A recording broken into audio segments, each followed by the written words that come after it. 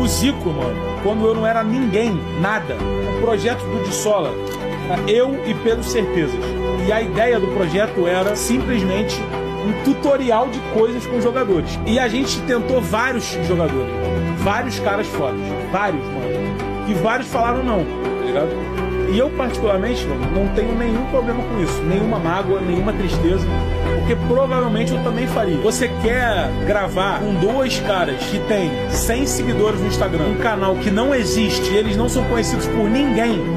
Essa era a proposta. E o Zico falou sim, pô. O Zico falou, eu gravo. E aí, todos os vídeos que a gente tentava gravar com outros caras fodas, a gente falava, o Zico gravou. E aí os caras falavam, porra, o Zico gravou? Pô, vou gravar também.